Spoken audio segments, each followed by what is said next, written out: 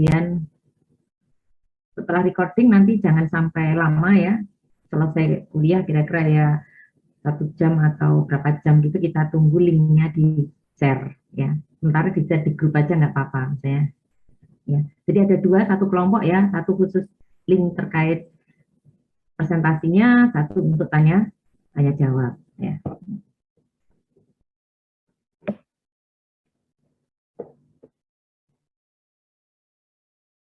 Sebenarnya saya itu sudah menyiapkan kriteria penilaian ya.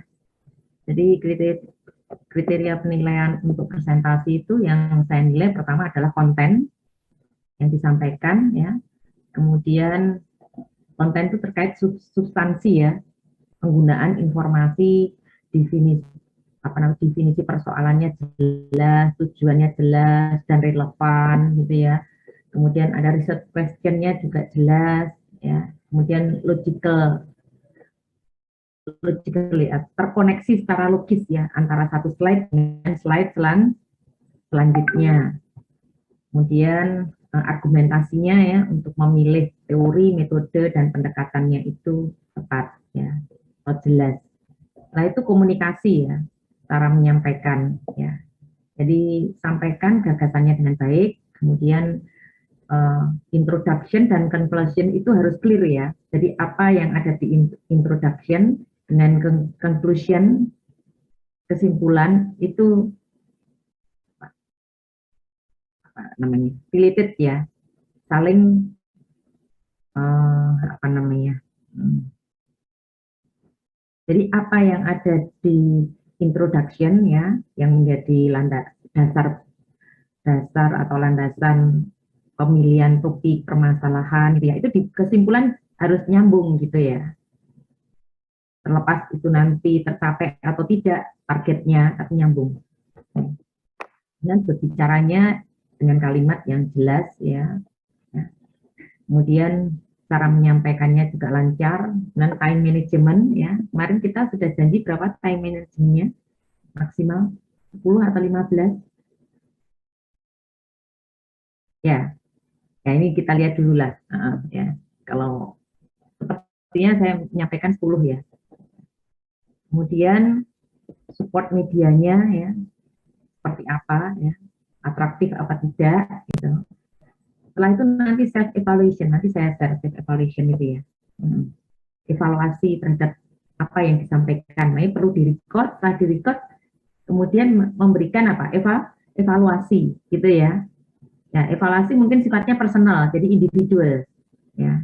Kalau presentasinya ini kan tim, tapi pada waktu self evaluation itu masing-masing apa, mahasiswa mengevaluasi diri sendiri ya. Nanti saya beri apa namanya, ruang untuk mengirim share self evaluation-nya. Oke, bisa kita mulai ya.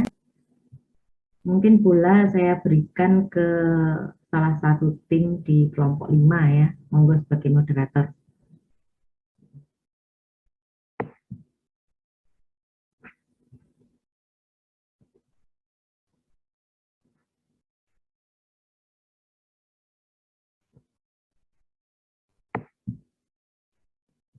Mungkin ada pertanyaan sebelumnya? Sebelum kita mulai?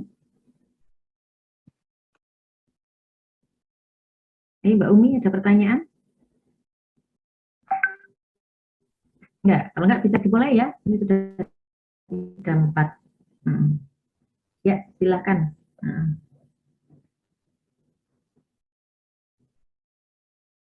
Siapa di kelompok 5 yang ingin sebagai atau bersedia ya? Ada Mas Billy, ada Mas Muhammad Hafiz, ada Mbak Nurul, ada Mbak Anissa. Ada. Nah, inisiatif siapa? Oke, Mas Billy ya, silakan. Assalamualaikum warahmatullahi wabarakatuh. Selamat malam Bu Nini dan teman-teman sekalian. Pada kesempatan kali ini kelompok 1 akan mempresentasikan proyek kelasnya. Adapun sesi presentasinya akan dibagi menjadi sesi presentasi dan sesi tanya jawab. Untuk kelompok 1 dipersilakan. Baik, Mas Ilham ini belum slideshow, Mas. Oke, Mbak, bentar. Oke. Assalamualaikum warahmatullahi wabarakatuh. Selamat malam, Bu Nini dan rekan-rekan semuanya. Kami di sini dari kelompok 1 ingin mempresentasikan terkait analisis penerimaan end user terhadap ERP SAP HANA dengan metode TAM3 dengan studi kasus PT Wismilak Inti Makmur Tbk. Mohon maaf Bu, sebelumnya ini kami oke. Ini Mas Ilham sudah di-record, Mas? Ini sepertinya belum ini. Ya, makanya diulangi lagi ya. Harus apa? Yang Ya, sama Bu, yang recordingnya. koneksi saya tiba-tiba bermasalah. Oh, yang lainnya aja siapa? Karena itu Pak Mes juga perlu melakukan penilaian ya. Atau kita coba dulu, kita tes dulu aja. Kita tes. Saya boleh tolong dijadikan co-host, Bu? Biar saya yang record, nggak apa-apa. Siapa? Saya, Bu. Mbak Adira Denis atau Widianti. Iya. Mbak Adia? Iya, Adira, Bu. Iya. Coba dicek, Mbak. Oh iya, baik, Bu. Sudah. Oke. Ayo bisa dimulai, Mas. Mas pilih ya, silakan. Baik, Assalamualaikum warahmatullahi wabarakatuh. Selamat malam. Pada kesempatan kali ini kita akan mendengarkan penjelasan proyek kelas dari kelompok 1, yang mana presentasi ini akan dibagi menjadi 2 tahap, yaitu tahap presentasi dan tanya jawab. Untuk mempersingkat waktu, saya persilahkan kepada kelompok 1 untuk mempresentasikan proyeknya. Recording in progress. Oke, baik. Assalamualaikum warahmatullahi wabarakatuh. Selamat malam Bu Ninik dan teman-teman sekalian. Di sini kami dari kelompok 1 ingin mempresentasikan terkait analisis penerimaan end user terhadap ERP SAP HANA dengan metode TAM, yaitu dengan studi kasus PT Wismilak Inti Makmur Tbk yang berada di Surabaya. Nah, di sini kelompok 1 ada saya sendiri, Adira Widianti, lalu ada Mbak Jenny Stonapa, Mas Ilham Agung, dan Mbak Shirley Febriani. Nah, di sini bisa kita lihat bahwa untuk latar belakang dilakukannya penelitian ini, itu karena dari sisi PT Wismilak Inti Makmur ini ingin menunjang proses bisnisnya. Nah, dengan cara apa sih? Jadi PT Wismilak ini dengan cara memanfaatkan ERP sebagai software utama dalam jalannya perusahaan itu. Nah, ERP sendiri kalau teman-teman tahu itu merupakan Enterprise Resource Planning yang mana untuk mengotomasi dan mengintegrasikan proses suatu bisnis di dalam perusahaan. Nah, singkat cerita, jadi PT Wismilak ini sudah memiliki ERP tersebut, namun ERP yang sebelumnya itu adalah ERP ECC versi 6, yang mana mereka ingin mengganti ke ERP yang baru, yaitu ERP SAP HANA, seperti itu. Nah, maka dari itu tujuan dilakukannya penelitian ini untuk mengetahui tingkat penerimaan terhadap rencana PT Wismilak Inti Makmur melakukan migrasi sistem ERP dari SAP ERP ECC menjadi SAP S4 HANA, seperti itu. Nah, selama dilakukannya penelitian ini, kita juga ada beberapa jurnal review atau jurnal acuan dari kelompok kami. Di sini kita ada 5 jurnal acuan. Yang pertama, di sini kita masukin juga jurnal terkait TAM3 yang itu kita gunakan. Juga ada impact dari penggunaan ERP di suatu perusahaan, seperti itu. Kurang lebih untuk judul-judulnya seperti ini dan tujuan penelitiannya terlampir di slide. Nah, untuk flowchart penelitian sendiri, jadi di sini kita untuk penentuan masalahnya, yaitu PT Wismilak ini menggunakan ERP sebagai software utama dalam menjalankan perusahaan dan proses bisnisnya, di mana Wismilak sendiri ini mengganti ERP existing dengan ERP SAP 4 HANA. Nah, di mana dilakukannya penelitian ini untuk mengetahui tingkat penerimaan terhadap migrasi ke sistem ERP SAP 4 HANA seperti itu. Nah, untuk subjeknya sendiri di sini kita ada karyawan PT Wismilak Inti Makmur. Objek yang digunakan yaitu sistem ERP SAP 4 HANA dan desain penelitian di sini adalah kuantitatif. Nah, untuk penentuan model dan variabel penelitian, modelnya ini menggunakan yang diadopsi dari penelitian Venkates tahun 2008, yaitu TAM3, dan disebarkan kepada karyawan PT Wismilak. Dan perancangan kuesionernya ini ada 4 bagian, jadi ada pendahuluan, lalu ada screening, profil responden, pertanyaan inti, dan penutup. Untuk pengumpulan data, ini kita gunakan Google Form sama beberapa ada yang kita lakukan in-depth interview. Dan implikasi manajerialnya nanti kita rumuskan untuk memberikan kesimpulan dan saran bagi PT Wismilak Inti Makmur Tbk. Seperti itu.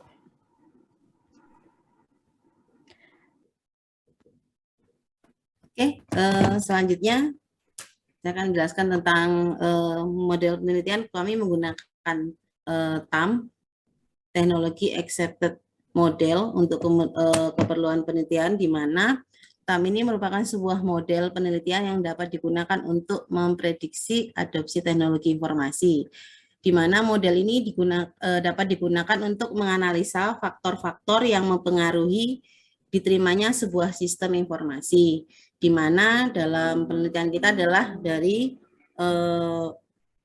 penerimaan end user terhadap ERP SAP HANA ke yang ke HANA. Kemudian di mana untuk model-model tersebut ada beberapa yang dilihat adalah ada pursuit useful, kemudian karena pursuit use to use seperti itu. Kemudian untuk model penelitiannya kita menggunakan kuesioner yang dibagikan kepada karyawan PT Wismilak, di mana ada beberapa divisi, ada factory, finance and accounting, kemudian ada divisi IT. Selanjutnya. Kemudian untuk bisnis canvas yang ada di PT Wismilak, di mana key partner utamanya adalah petani, kemudian ada mitra produksi, kemudian ada beberapa mitra pendistribusian sampai kepada tenaga kerjanya, di mana mereka menggunakan resource dari fasilitas produksinya, kemudian logistik, dan karyawan. Untuk aktivitasnya, di mana ada proses pembelian, kemudian proses penyimpanan bahan mentah, pengelolaan tahap awal, dan pemisah, kemudian sampai kepada proses sales dan distribusi, di mana itu digunakan channelnya untuk menjalankan bisnis tersebut, bisa menggunakan website perusahaan, kemudian media sosial, kemudian ada penggunaan WSP, Wismilak Special Partner, dan yang lainnya. Untuk menghasilkan sebuah value proposition, itu memberikan nilai superior pada customer, kemudian memiliki connecting improvement sampai pada sebuah rokok yang berkualitas dengan harga yang terjangkau. Untuk customer relationship-nya, Wismilak membuka layanan konsumen, di mana ada CSR dan acara tahunan, dengan memperhitungkan sebuah cost-nya dari biaya produksi rokok tersebut, kemudian sampai kepada biaya operasional perusahaan. Untuk revenue-nya adalah penjualan rokok dan investasi. Lanjut. Ya, kemudian dari untuk penerimaan end user terhadap ERP SAP HANA dilakukan sebuah kuesioner menggunakan uji validitas kepada 10 responden tadi dari beberapa divisi, kemudian dihasilkan sebuah analisa menggunakan Minitab versi 20. Jadi ada beberapa responden tersebut menggunakan TAM 3, di mana ada beberapa yang kita cek adalah kepada menggunakan sistem ERP HANA dalam melakukan pekerjaan, kemudian menggunakan sistem RAP SAP dalam pekerjaan, sampai kepada berinteraksi dengan sistem RAP untuk membutuhkan input yang banyak pada kuesioner yang kami berikan kepada pekerja PT Wismilak yang menggunakan sistem ERP tersebut, menggunakan program Minitab versi 2.20. Selanjutnya. Sebelum masuk ke uji reliabilitas, saya jelaskan singkat apa yang omitted variable ini. Jadi di dalam grafik model TAM3 tadi itu terdapat beberapa variabel. Jadi di dalam variabel tersebut terdiri dari item pertanyaan yang mewakili variabel-variabel tersebut. Dan selanjutnya setelah dilakukan uji validitas, maka selanjutnya diuji secara reliabilitas. Jadi uji reliabilitas ini bermaksud untuk melakukan pengukuran konsistensi atau mengukur objek sama sehingga dapat menghasilkan hasil yang sama. Di sini pengujian reliabilitas menggunakan program Minitab versi 20 dengan menggunakan metode Cronbach Alpha. Jadi Cronbach Alpha itu sebuah ukuran kehandalan yang memiliki nilai berkisar dari 0 sampai 1. Untuk menguji tingkat kereliabilitasnya, jika nilai Cronbach Alpha-nya lebih dari 0,7, maka data tersebut reliabel. Di sini kita bisa lihat hasil uji reliabilitas semuanya nilainya lebih dari 0,7. Setelah dilakukan uji reliabilitas, selanjutnya oleh kami kita lakukan uji analisis regresi. Jadi analisis regresi ini untuk melakukan pengujian hipotesa menggunakan di sini kita menggunakan analisa regresi multivarian karena terdapat multivariabel untuk variabel depth independennya. Di sini kita menggunakan 10 variabel independen dan berikut ini merupakan hasil dari analisis regresi yang telah kita lakukan. Next.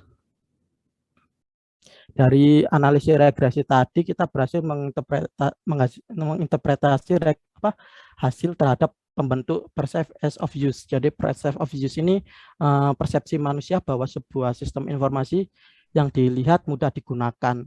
Yang poin pertama jadi variabel independen yang X10 tadi, bahwa secara perception of use dengan nilai 0,2 kurang dari 0,5, karyawan Wismilak menganggap bahwa kemudahan menggunakan sistem mempengaruhi tingkat kenyamanan dalam menggunakan aplikasi.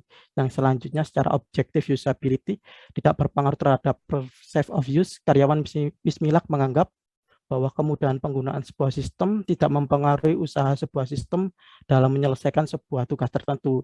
Jadi dengan kata lain bahwa sistem akan menyelesaikan walaupun penggunaannya mudah atau susah. Yang ketiga, komputer playfulness, jadi tidak berpengaruh terhadap perception of use. Jadi karyawan Wismilak menganggap tingkat spontanitas penggunaan sistem tidak akan mempengaruhi kemudahan penggunaan sistem. Yang selanjutnya, komputer anxiety tidak berpengaruh juga terhadap perception of use. Yang selanjutnya juga yang poin perception of external, karyawan Wismilak menganggap adanya infrastruktur pendukung tidak berpengaruh terhadap kemudahan penggunaan sistem. Dan yang terakhir, karyawan Wismilak menganggap tingkat kemampuan penyelesaian sebuah tugas tidak berpengaruh kemudahan penggunaan sistem. Next. Jadi inti untuk variabel pembentuk terhadap perception of usefulness. Jadi perception of usefulness ini manusia percaya bahwa dengan menggunakan sistem informasi akan membantu dirinya untuk meningkatkan performa kerja. Ada beberapa poin, 5 poin yang dihasilkan dari analisa regresi ini. Next. Selanjutnya akan dilanjutkan oleh Mbak Jenis. Oke, kemudian di sini ada peta rencana. Ya, di sini penerapan dari FS1 atau SAP ERP mampu mengintegrasikan seluruh sumber daya data yang ada di perusahaan serta memunculkan potensi pemanfaatan sebuah sistem turunan yang mampu memanfaatkan data tersebut, sehingga untuk menggali lebih dalam dilakukan pendalaman melalui proses R&D LB1, yaitu pengembangan sistem SPA atau Salesforce Automation. Nah, dengan perusahaan memiliki sumber daya keuangan dan manusia yang baik atau K1, hal itu juga dapat menjadi pendorong terjadinya proses R&D terhadap LB1. Nah, proses R&D pada LB1 menghasilkan sebuah fitur produk baru. Kemudian EP2, yaitu sistem penjualan mobile yang membuat salesman mampu melakukan transaksi secara real time. Nah, dengan adanya proses FP2, maka dihasilkan PP1, yaitu munculnya channel-channel transaksi pemasaran baru, dan dengan terjadinya PP1, maka customer dapat ditingkatkan, sehingga ERP yang saat ini dirasa sudah tidak mampu menangani interaksi sistem harian yang lebih besar dari awal ketika sistem diimplementasikan, perlu diintegrasikan ke sistem yang lebih baru, dan dirasa lebih baik, yaitu ST1 atau ST1 atau SAP S/4 HANA, dan pada akhirnya setelah diterapkan ST1 maka diharapkan akan muncul PP2, yaitu peningkatan potensi transaksi yang bisa lebih baik dari PP1. Next. Kemudian kesimpulan, nah berdasarkan penelitian pada penerapan PAM dalam pengujian model penerimaan karyawan Wismilak dalam rangka persiapan penerapan SAP S/4 HANA, maka dapat diambil kesimpulan secara mayoritas variabel pembuat persif ease of use atau kemudian penggunaan yang dirasakan mendapatkan hasil yang kurang baik. Dalam artian, kebanyakan karyawan Wismilak berpersepsi bahwa penggunaan sistem ERP SAP susah digunakan. Namun dari sisi perceived of usefulness atau manfaat yang dirasakan, kebanyakan karyawan Wismilak menganggap bahwa menggunakan sistem ERP SAP selama ini membantu meningkatkan kinerja mereka dalam menyelesaikan pekerjaan mereka. Sehingga selanjutnya penerapan implementasi sistem ERP S/4 HANA dapat tetap dilanjutkan dengan catatan bahwa perlunya program training yang intensif untuk melatih karyawan Wismilak menggunakan ERP tersebut, sehingga persepsi mereka bahwa ERP SAP susah digunakan dapat diubah. Nah, demikian presentasi dari kelompok kami. Mohon maaf atas segala kekurangan kami, dan atas perhatiannya kami ucapkan terima kasih. Nah, mungkin ada pertanyaan, kami persilakan. Baik, terima kasih untuk kelompok 1 atas presentasinya. Selanjutnya kami persilakan kepada teman-teman dan juga Ibu Nini selaku dosen pengambil mata kuliah untuk mengajukan pertanyaan kepada kelompok 1. Apakah ada yang ingin bertanya?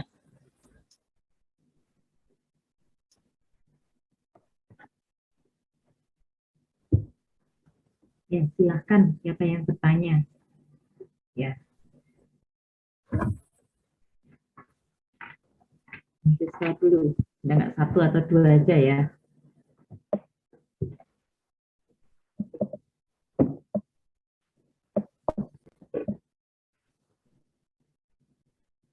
Kalau ada waktu jeda, sebaiknya recordnya di pause ya, jadi supaya nggak panjang, nanti daripada motong. Ya. Recording stopped. Tadi berapa menit ya Mas presentasinya aja? Kurang lebih 13 menit. Ya, oke ya. Sebaiknya di pause, jadi daripada nanti dipotong kan kesulitan edit ya. Oke, silakan.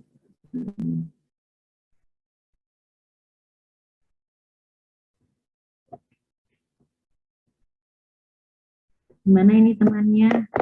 Ada yang bertanya? Aktivitas saya nilai loh ya. Siapa yang sering bertanya? Siapa? Itu kan ada nilai aktivitas banyak loh, nilai aktivitas itu 20% loh. Jadi rekapnya itu ya nanti aktivitas partisipasi kelas itu 20%. Ya. Kemudian tugas 20%.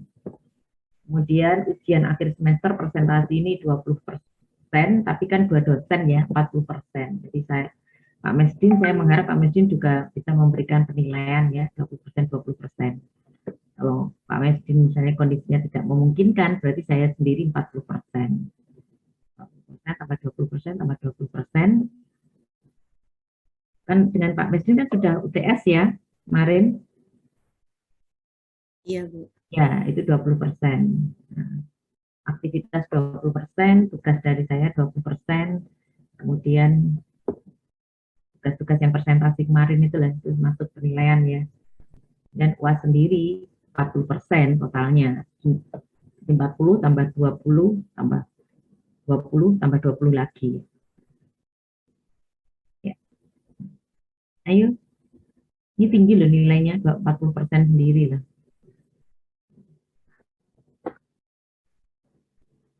Izin Bu. Ya, tuh Mas Fakri, silakan. Ya. Mungkin tanya ini. Kenapa kok milihnya itu regresi, metode yang dipakai itu regresi berganda tadi ya. Terus dari hasilnya sendiri kan banyak yang nggak signifikan juga. Apakah metode itu udah dirasa paling tepat digunakan untuk kasus ini gitu?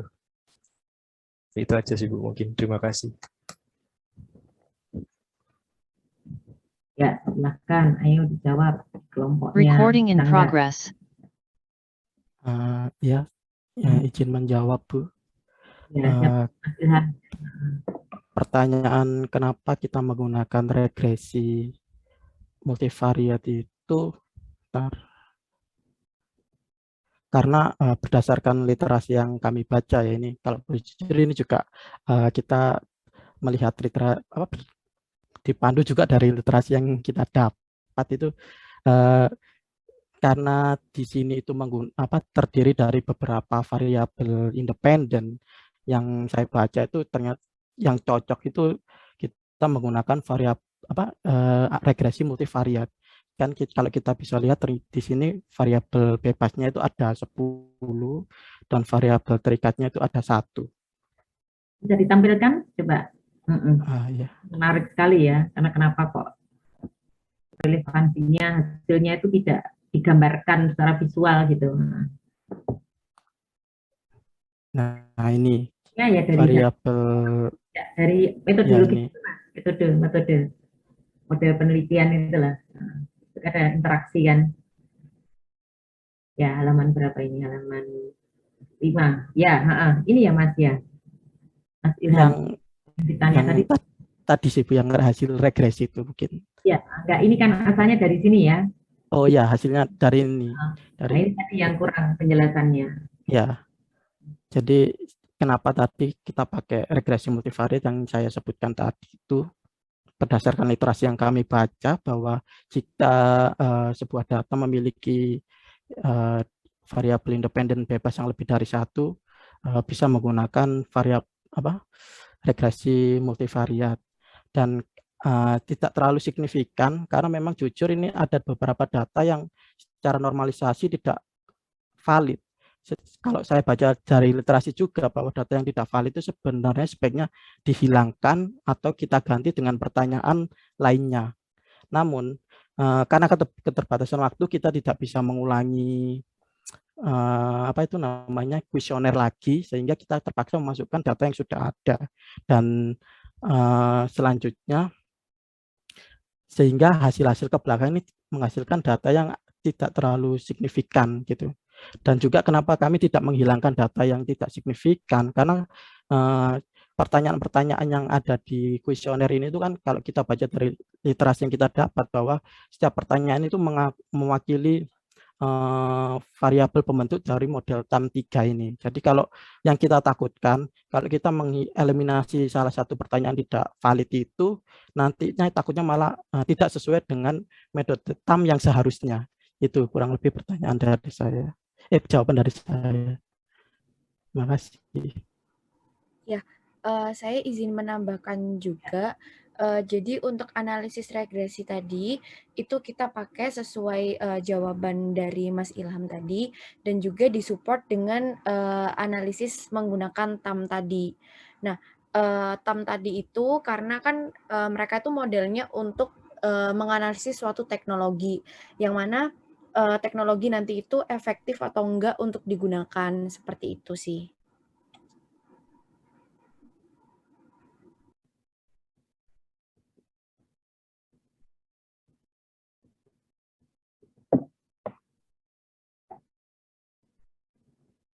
Mbak Nurul, silahkan.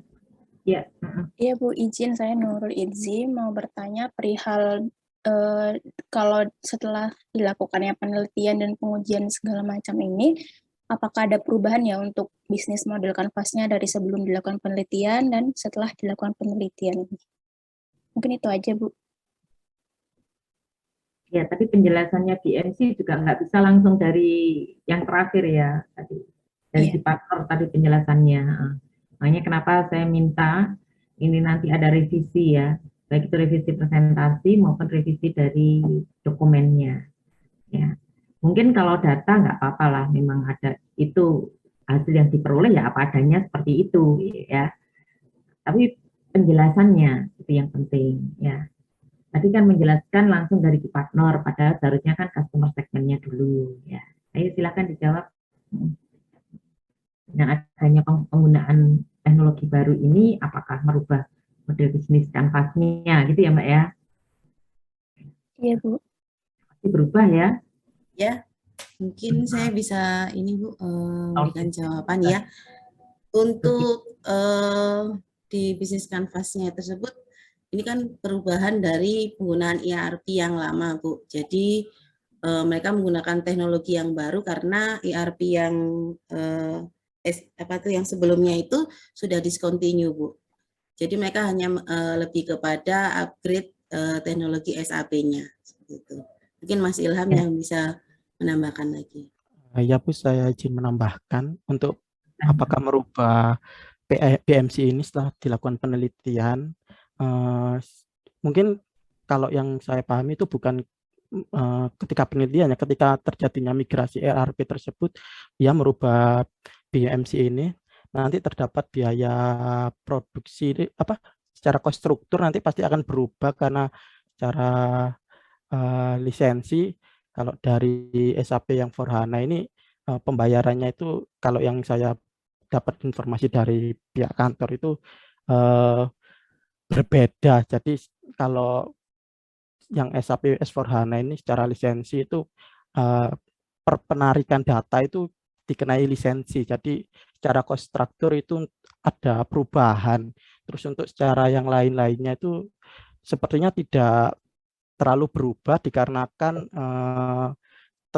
yang ERP yang baru ini melanjutkan dari proses bisnis yang sudah ada sebelumnya.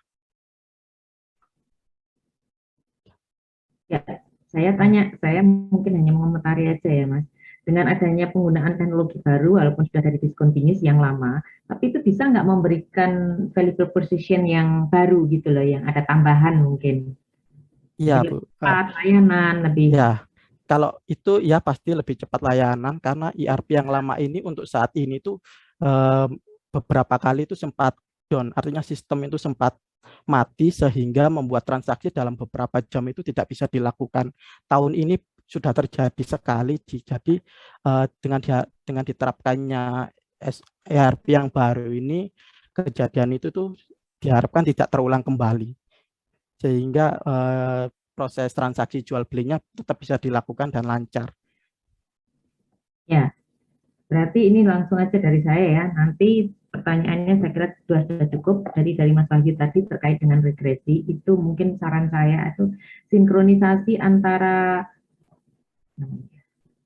parameter-parameter ya. Itu tadi kan ada berapa parameter yang ditinjau? 21 atau 16 ya totalnya. Ya.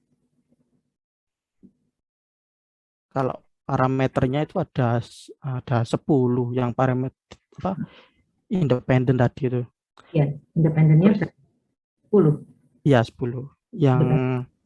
Yang dependennya itu ada 2 untuk yang kita tinjau untuk yang saat ini. Ada 10, dependennya 2. Oh, 2. Oh, dependennya 2 ya. Dependennya. Ya. Ya. Sekarang dari hasil misalnya ini statistical kan calculation aja ya.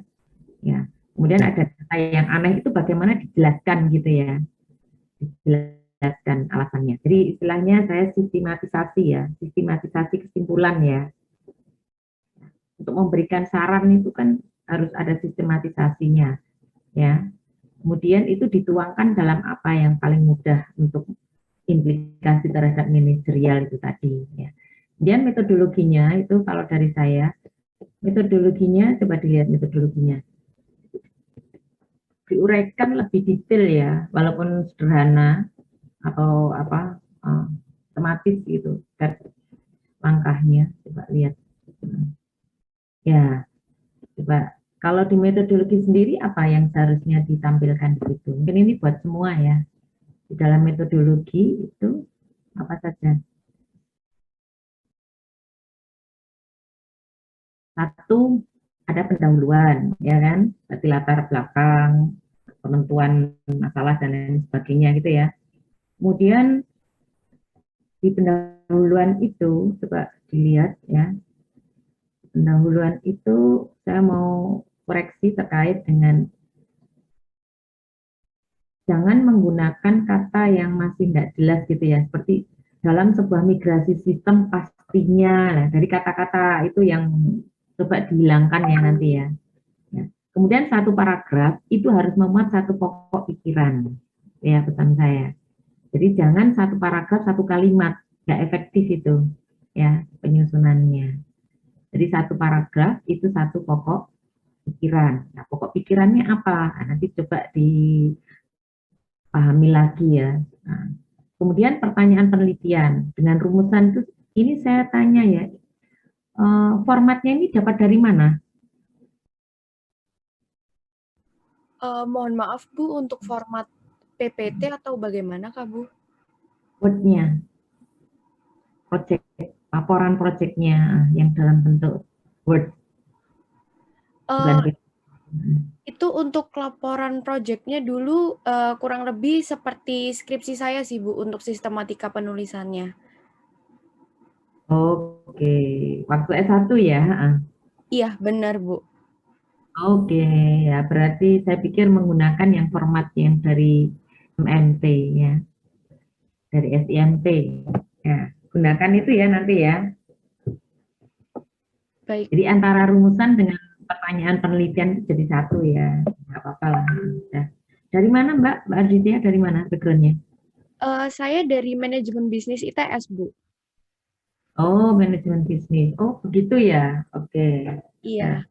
Tapi kalau jadikan satu ya. Iya, baik Bu. Kemudian ini masalah batasan tadi coba bisa di-share nggak? Batasan. Sekaligus mungkin saya bisa memberikan batasan masalah juga bisa ditampilkan. Yang file Word-nya ya Bu ya? Iya, file Word-nya. Mungkin Mbak Adira yang Word-nya Mbak, bukan PPT-nya. Mungkin lainnya mengikuti ya nanti ya. Kalau misalnya ada hal-hal yang kurang tepat gitu.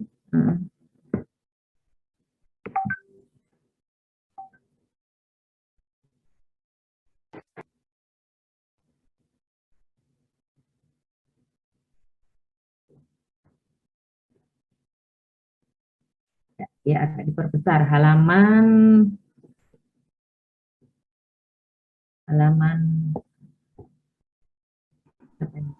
ini untuk yang batasannya Bu. Halaman 2 tepat di atas. Oh ya, baik.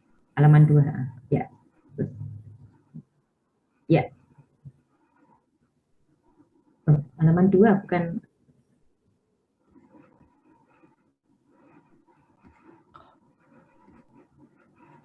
Ya, ini latar belakangnya halaman 1 ya. Halaman 2 di paling atas Mbak, coba. Ya, itu loh, dalam sebuah migrasi sistem pastinya jangan menggunakan kata-kata seperti ini ya.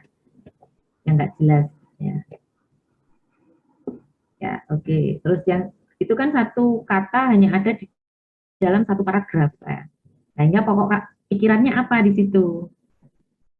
Ya, kalau menyusun sebuah apa namanya dokumen itu kan membuat paragraf itu kan berasal dari satu pokok pikiran. Misalnya ini pokok pikiran pertama itu sudah langsung permasalahan latar belakang itu langsung permasalahan yang ada di Bismillah. Kemudian pokok pikiran kedua terkait dengan penggunaan RRP yang lama yang tidak apa tadi tidak kompatibel ya. Iya, betul Bu. Nah, itu seharusnya ya. Kemudian di situ ada gap. Ya, berarti apa? Pendekatan penyelesaiannya. Pendekatan penyelesaiannya itu menggunakan memperkenalkan teknologi baru ya. Ya. Kemudian penyelesaian ternyata dengan penerapan teknologi baru itu menimbulkan problem kan? Sejauh mana penerapan itu bisa diterima dengan baik ya implementasinya. Kemudian disitulah sudah muncul penggunaan apa? Metodologi. Ya. Oke ya. Sehingga tujuannya adalah mengetahui tingkat. Jadi tiba-tiba bukan tujuan dari penelitian adalah untuk mengetahui tingkat penerimaan. Di atasnya itu tidak ada penjelasan mengapa perlu apa? Mengetahui tingkat penerimaan, itu belum ada. Jadi ada logicalnya yang terputus gitu loh, logically flow yang itu tidak terkonektif dengan baik. Ya, ini saya pikir berlaku untuk semuanya ya. Dari satu paragraf ke paragraf. Nanti semuanya saya minta tiap caranya gini kalau sulit ya. Apa yang sudah ditulis, setiap paragraf itu disampaikan, saya mau cerita apa di situ, pokok pikirannya apa. Nanti baru tahu kalau pokok pikiran itu logically-nya tidak mengalir dengan baik gitu loh, ya. Nah ya, coba turun lagi, ya turun ke pertanyaan penelitian. Sekarang pertanyaan penelitian. Nah, pertanyaan penelitian itu bagaimana tingkat penerimaan. Kalau bagaimana itu jawabannya pasti cara. Paham?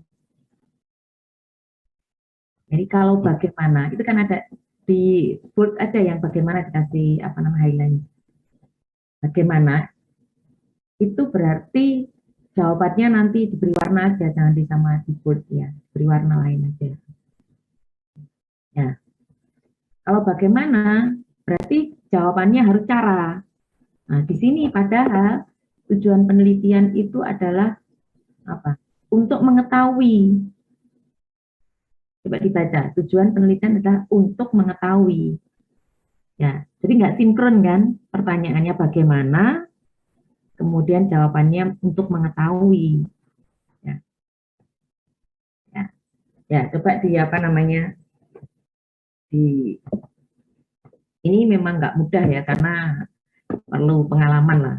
Dicoba aja mana yang mau dikonsentrasikan, mau menjawab bagaimana tingkat penerimaan, berarti kita harus bisa memberikan rekomendasinya itu adalah cara untuk bisa diterima teknologi itu. Ya, paham Mbak? Padahal ini hanya sekedar mengukur saja kan. Oh, mengukur ternyata mengukur ya. Kan hanya mengukur aja kan, mengukur kemampuan, tidak sampai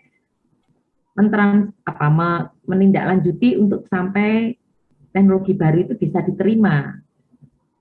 Ya, bagaimana tingkat penerimaan? Bagaimana tingkat penerimaan berarti cara jawabannya ya. Nah, nanti coba dipikirkan di kelompok lah mana yang mau dipilih ya. Hanya sekedar untuk mengetahui tingkat penerimaan berarti hanya mengukur saja. Cara mengukur yaitu menggunakan metode TAM. Itu metode yang digunakan untuk mengukur. Karena TAM kan sudah ada polanya. Ya.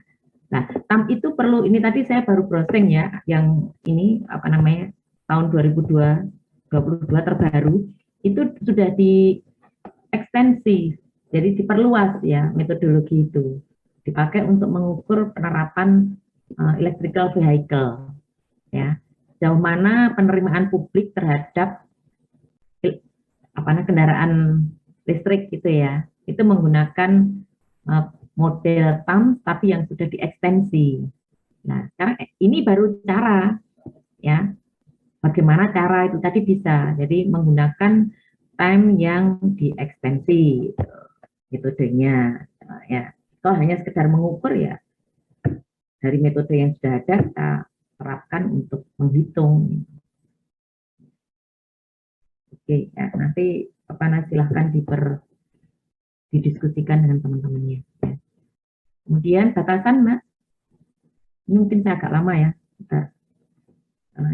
supaya yang selanjutnya bisa lebih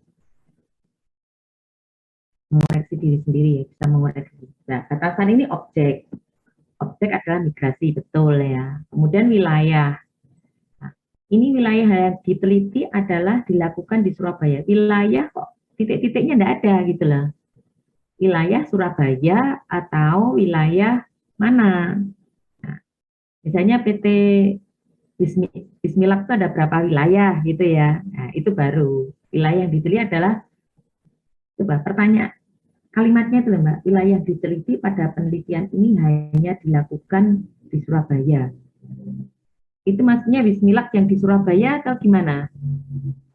Iya, betul Bu, yang di Bismillah yang di Surabaya. Penjelasannya itu ya, karena di atas juga Bismillah gitu, atau PT ini yang di Surabaya. Karena Bismillah kan punya beberapa cabang kan ya. Iya Bu. Ya, Bu. Ya, nah, itu maksud saya. Kemudian subjek ya, itu karyawan Bismillah, subjeknya karyawan, ya. Oke. Ya. Kemudian respondennya karyawan lagi ya, bingung saya jadinya. Ya, subjeknya karyawan, respondennya juga karyawan. Kemudian jangka waktu oke lah, nggak masalah. Ya. Setelah itu asumsi, ya, asumsinya juga janggal. Asumsi yang digunakan pada penelitian adalah responden memiliki pemahaman. Jadi responden yang memiliki gitu maksudnya. Iya Bu. Nah, ya, berarti asumsinya ada responden yang memiliki pemahaman mengenai migrasi. Asumsi ya itu, karena tidak ada ujinya kan. Ya, sekarang perlu dijelaskan respondennya itu sama atau tidak kan? Tidak kan respondennya? Kan ada beberapa. Nanti respondennya berapa? 10 ya? 30, Bu. 30, Bu. 30. Nah, 30 ini sama apa tidak? Atau responden yang menggunakan langsung atau di beberapa tempat yang berbeda? Beberapa Pengguna langsung. divisi. Nah, Pengguna langsung yang terdiri dari beberapa divisi, Bu. itu jadinya ya. Nah, jadi itu untuk membedakan antara subjek dengan responden. Ya, itu kan sama. Subjeknya di Surabaya, kemudian karyawan ini kan nggak ada bedanya. Padahal respondennya kan spesifik kan sudah teridentifikasi gitu sebelumnya. Ya, ya Bu. Ya itu ya. Kemudian kalau itu asumsi terhadap responden, ya. Oke, ada nggak asumsi yang lain? Mungkin dengan data? Nggak ada ya? Tidak ada, Bu. Yang kita asumsikan nggak ada, ya oke. Ya. Jadi asumsinya itu hanya asumsinya respondennya memiliki gitu kan? Ya, benar. Iya Bu, benar. Nah, ini responden memiliki atau respondennya, asumsinya ada responden memiliki pemahaman, oke ya nggak apa. Ya, oke. Setelah itu metode penelitian coba dilihat. Ya, itu nggak konsisten dengan diagram alirnya.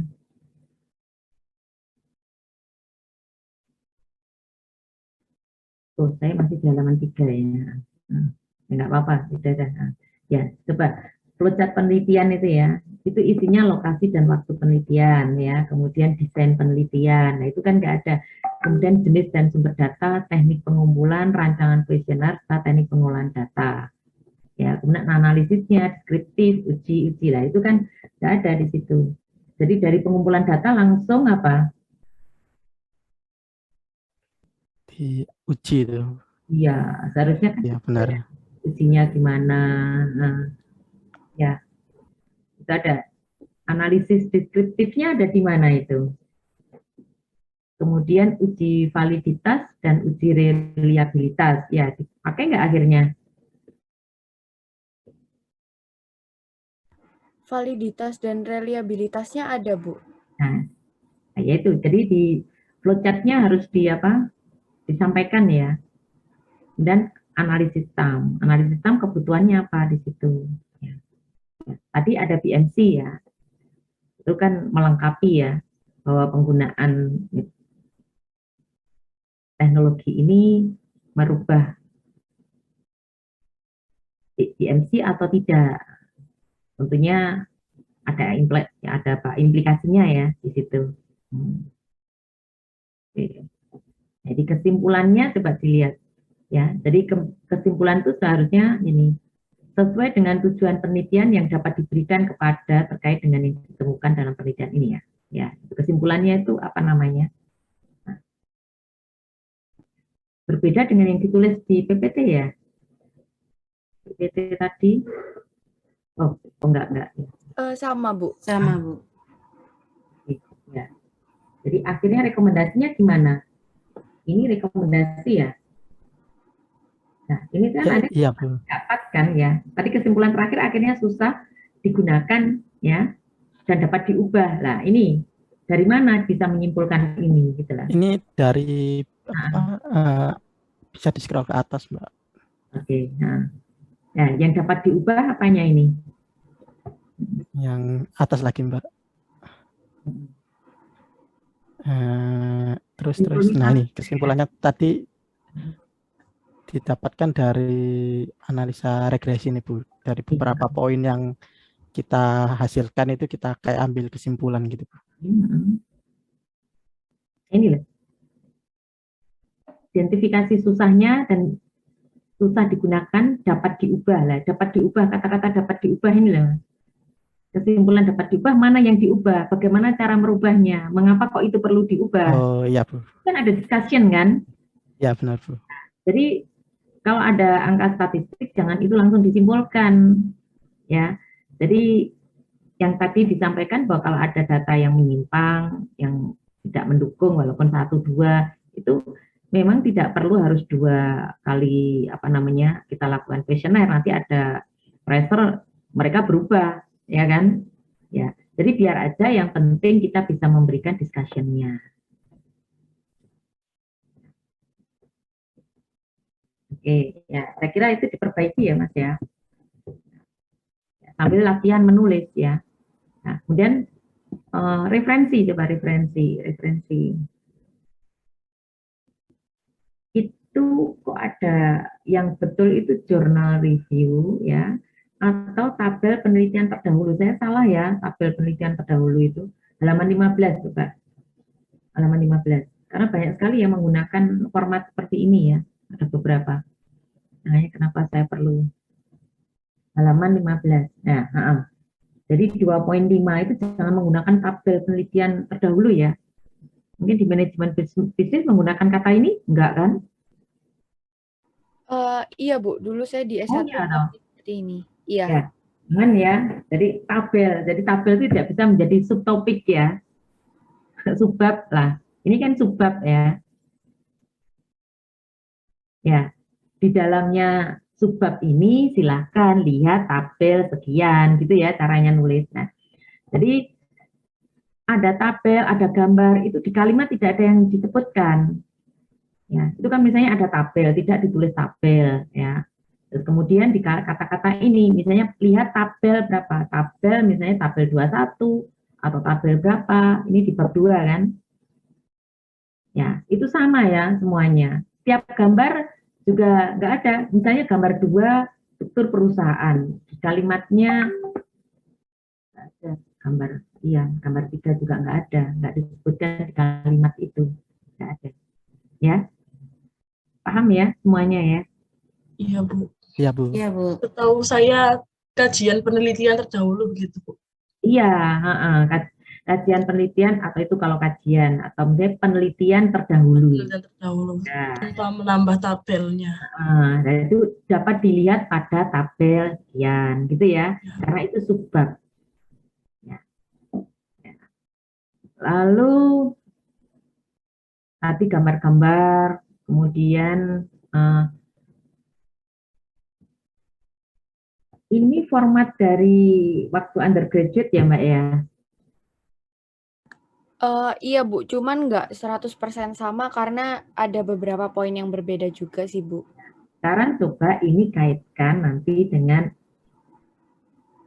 topik yang diambil. Misalnya ya.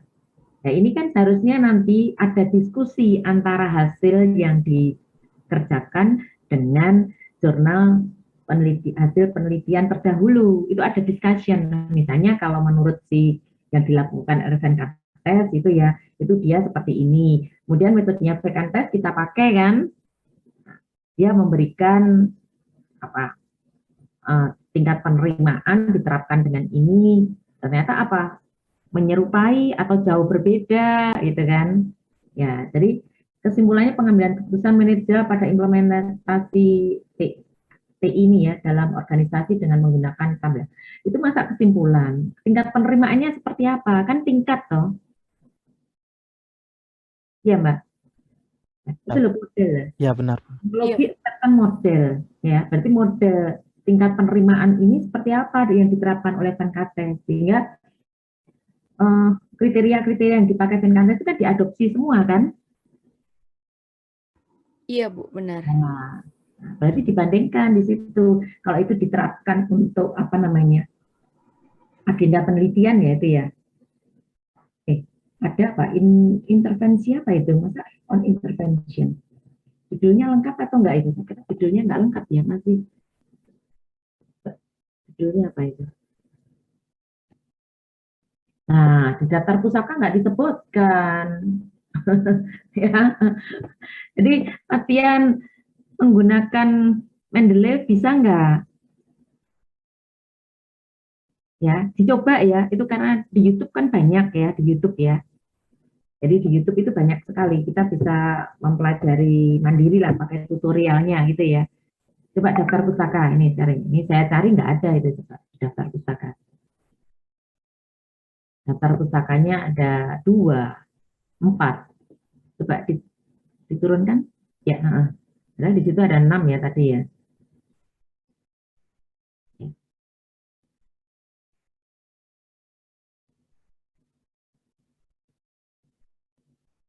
Nah, ini dia ya.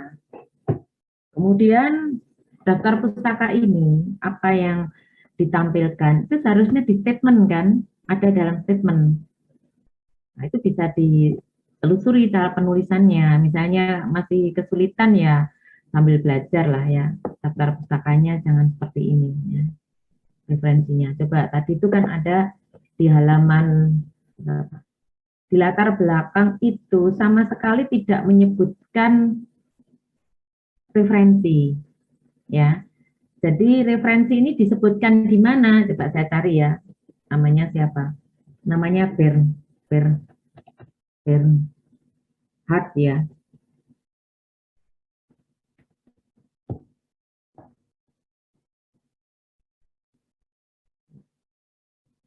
Coba Mbak diklik, di search, kan nggak ada. Bisa nggak searching? Ya. Tulisannya apa? Wenka atau Wildernya? Ya, atau Wildernya?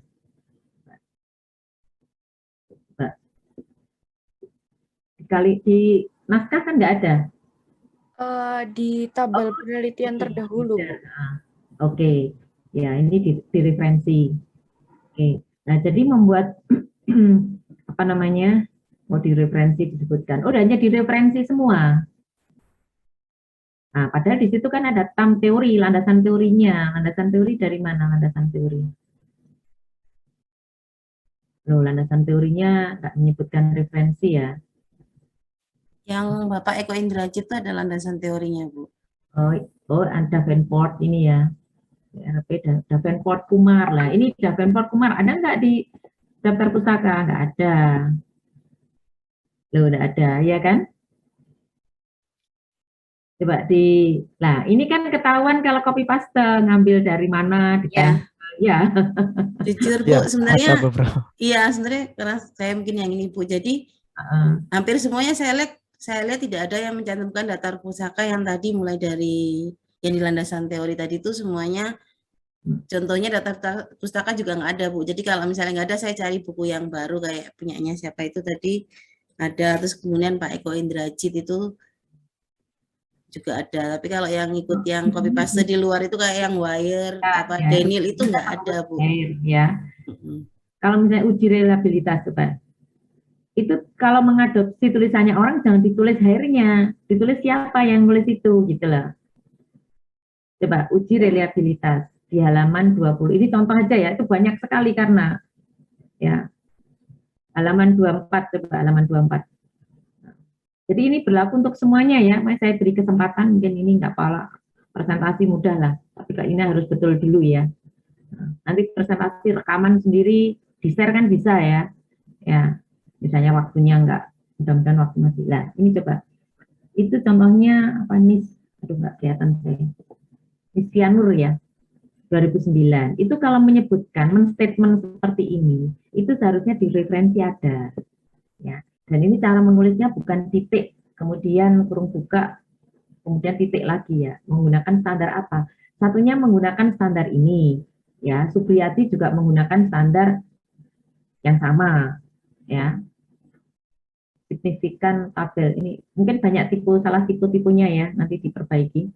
Kemudian di 338 menurut Hair et al. Kurung buka 2013. Nah, ini kan nggak konsisten. Sementara di bawahnya Hair-nya itu kurung bukanya ada di depan. Ya. Ya Mbak Terli, Mas. Ya, baik Bu. Ya, baiki, kan nggak apa-apa memang kita latihan supaya nanti pada saat apa namanya metodologi sudah lumayan, sudah punya pengalaman gitu loh ya. Ya, benar Bu. Iya, saya tuh referensinya lumayan. Pusing jungkir balik itu mahasiswa apa namanya MT itu. Jungkir balik kalau sudah proposal aja jungkir balik kita bacanya ya.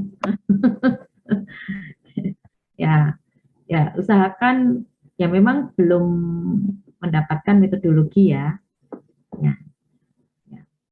Untuk nanti sudah mendapatkan metodologi tetap aja nggak akan belum tentu berubah gitu loh ya. Makanya latihan itu penting ya. Ya itu harus konsisten di ya. Kalau ada yang bahasa Inggris ya itu harus miring ya tulisannya. Coba itu ada pas analisis di atasnya. Ya halaman sebelumnya. Ya coba itu kurung buka pas analisis ya itu enggak. Ya, itu kan ada ya. Kemudian variabel bebas kurung buka eksogen, endogen. Ini endogen bahasa Indonesia atau bahasa Inggris ya? Ya. Kabel terikat. Ya. Ini mestinya atau ya. Ini contohnya nih Ridwan dan Kuncoro 2006.22. Nah, itu harusnya dicari di referensi ada. Kalau enggak ada, mending menulis teknik dan analisis data itu menggunakan referensi apa? Karena tujuannya referensi itu kita bisa menelusuri ya. Jadi apa namanya riset yang baik itu ada traceability-nya tinggi. Ya, traceability itu kemampuan untuk ditelusuri. Ya. Karena nanti ini kan diuji oleh orang lain ya, sama mereka kayak citation itu ya, citasinya banyak ya, karena banyak citasi sama peneliti-peneliti selanjutnya. Mengapa dia banyak citationnya? Karena mudah ditelusuri ya, atau traceability-nya tinggi. Ya, saya kira ini banyak sekali ya. Ini contoh saja satu, saya pikir yang lainnya juga silahkan saya beri kesempatan nanti untuk direvisi ya. Ya, sehingga minggu depan sudah jauh lebih baik lah.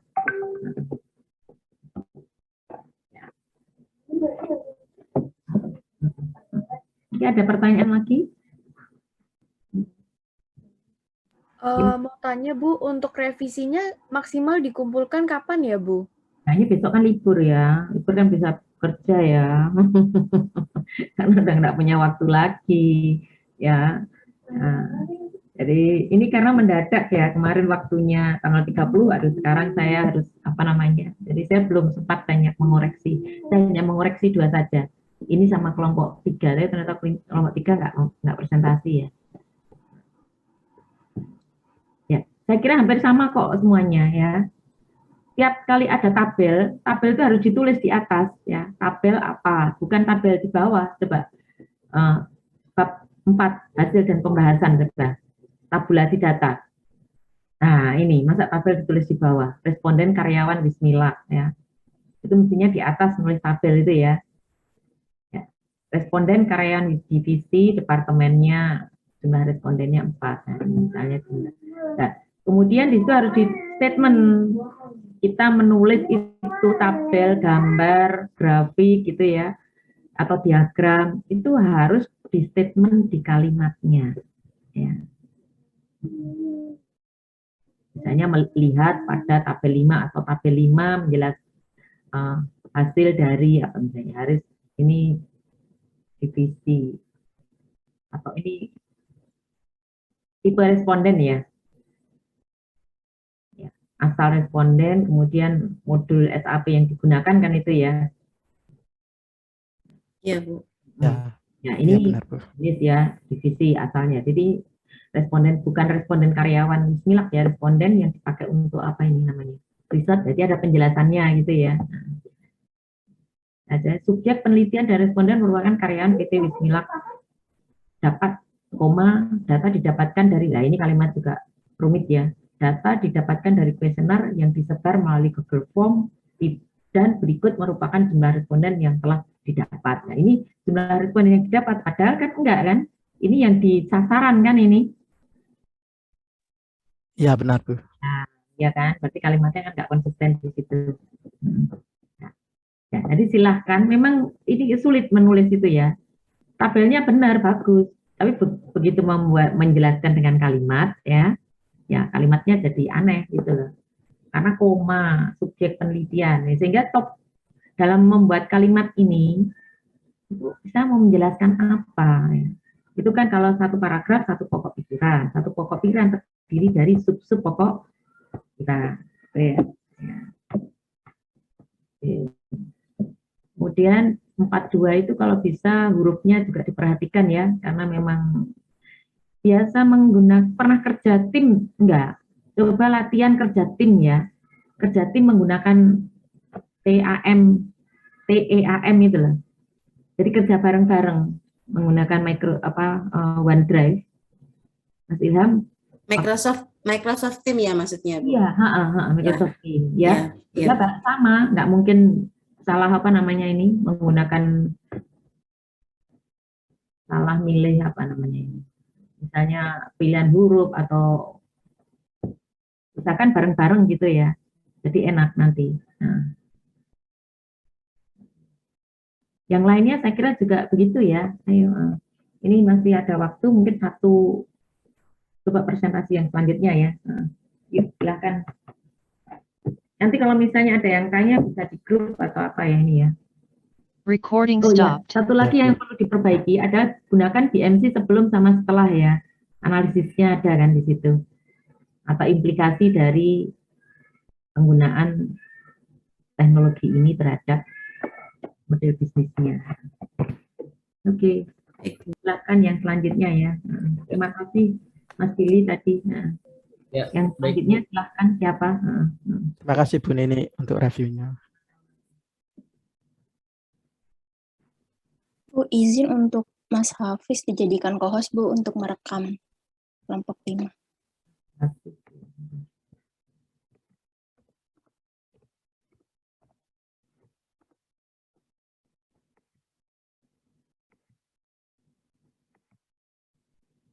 Ini moderator dari kelompok 7 ya, silahkan siapa yang bersedia.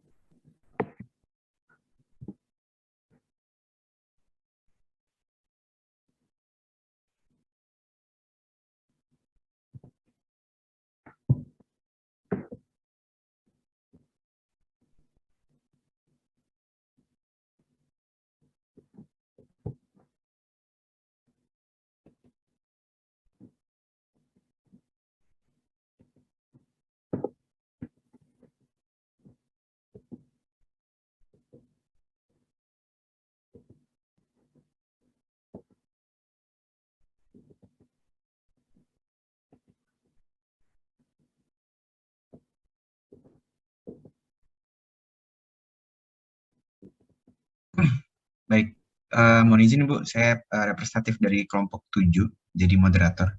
Ya, silakan, Mas Dendi ya. Ya, baik. Assalamualaikum warahmatullahi wabarakatuh.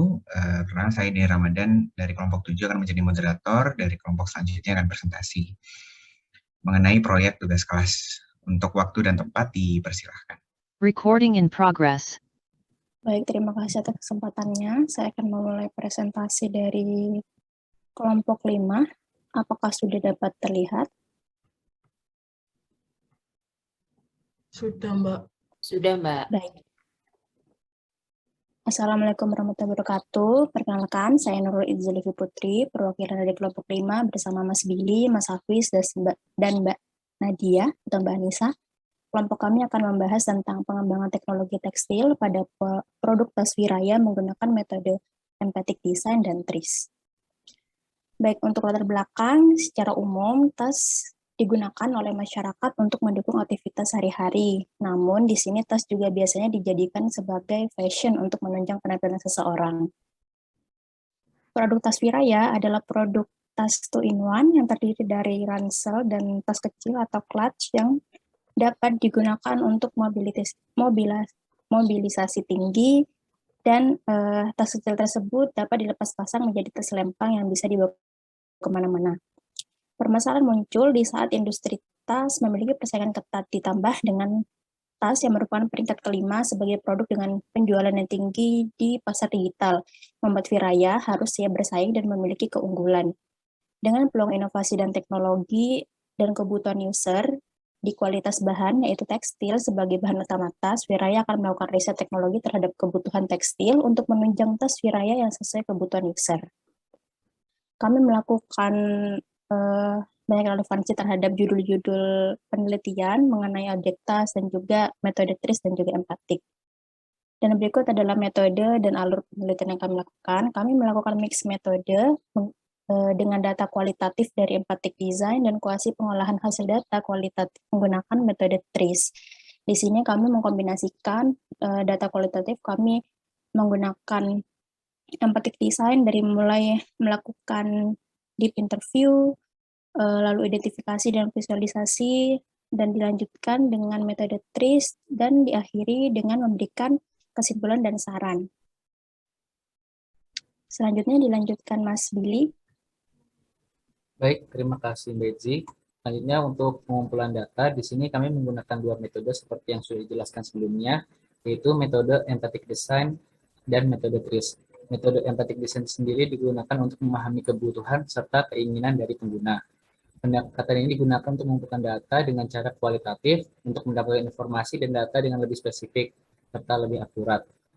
Kemudian untuk metode TRIS sendiri merupakan metode yang digunakan untuk merumuskan solusi atas permasalahan desain produk, di mana metode TRIS sendiri dimulai dengan identifikasi masalah pada produk, yang mana masalah tersebut kemudian dinyatakan secara bahasa umum ada TRIS problem, kemudian memetakan masalah tersebut pada matriks kontradiksi yang terdiri atas 39 engineering parameter, dan akhirnya didapatkan solusinya dari 40 principal solutionnya. Adapun teknik yang digunakan pada penelitian ini yaitu yang pertama melalui observasi dan wawancara, kemudian yang kedua penyusunan prinsip permasalahan, yang mana itu untuk merupakan langkah dalam melakukan metode TRIS, dan yang ketiga yaitu penetapan konsep pengembangan produk, yang mana output yang akan dihasilkan adalah rekomendasi, value proposition, strategi market positioning, dan DMC yang baru. Next. Adapun selanjutnya adalah persona. Di sini untuk para pengguna tas 2-in-1 wiraya sendiri kami gambarkan secara umum merupakan seorang mahasiswi yang mana belum menikah dan memiliki hobi berupa fotografi, membaca buku, dan juga memiliki kegiatan berupa kegiatan kuliah, dan biasanya dilanjutkan dengan kegiatan hangout ataupun nongkrong dengan teman-temannya untuk mengerjakan tugas atau bersantai-santai. Adapun untuk langkah depth interview sendiri dilakukan untuk mengetahui secara lebih dekat dan terstruktur untuk mengetahui bagaimana pandangan dari responden atas produk yang dipasarkan. Adapun di sini pada interview yang kami lakukan telah dilaksanakan pada 2 orang responden. Yang pertama yaitu Sari, 24 tahun, seorang pekerja dan menggunakan produk wiraya. Dan yang kedua adalah Virial, 21 tahun, seorang mahasiswa yang belum menggunakan produk wiraya.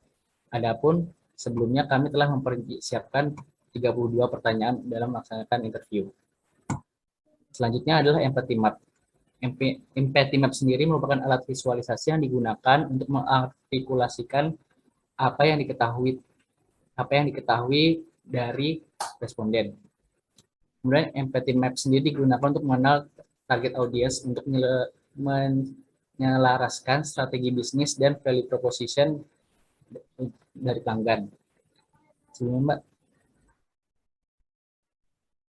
Adapun di empathy map sendiri terdiri atas beberapa kuadran, yaitu ada profil, berisi profil dari responden, kemudian needs, tentang apa yang dibutuhkan dari responden, here, mengenai apa yang responden dengarkan tentang produk, do, yaitu mengenai apa yang responden lakukan, say, yaitu apa yang responden katakan atau utarakan, see, merupakan penjelasan mengenai apa yang mereka lihat, pain adalah apa keluhan atau kekurangan yang responden rasakan, other thought atau motivation merupakan perasaan atau pemikiran dari responden, gain merupakan apa yang diinginkan untuk dicapai dari responden.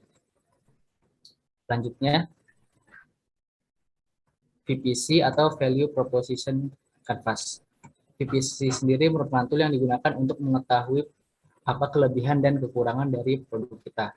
VPC sendiri terdiri dari beberapa kuadran, yaitu customer profile, yaitu yang menjelaskan tentang profil dari responden, kemudian gain seperti yang sudah dijelaskan sebelumnya, kemudian pain, kemudian pada sebelah kiri itu ada gain creator atau apa yang bisa dilakukan untuk mendapatkan yang responden inginkan, kemudian pain reliever yang menjelaskan tentang apa solusi dari keluhan dari responden, kemudian dan produk and service merupakan bentuk inovasi dari apa yang diinginkan oleh responden. Selanjutnya, berdasarkan hasil dari wawancara yang dilakukan dengan metode empathic design, didapatkan 3 poin utama yang diperlukan dalam pengembangan task 2-in-1 Viraya. Yaitu yang pertama, para responden sendiri membutuhkan tas yang berkualitas, di mana memiliki bahan baku yang berkualitas tinggi sehingga tidak mudah rusak dan tahan lama. Untuk masalah harga tidak menjadi masalah bagi responden karena mereka lebih mementingkan kualitas. Kemudian mereka membutuhkan tas yang tahan air. Adapun sebelumnya tas Viraya sudah memiliki kain yang tahan air.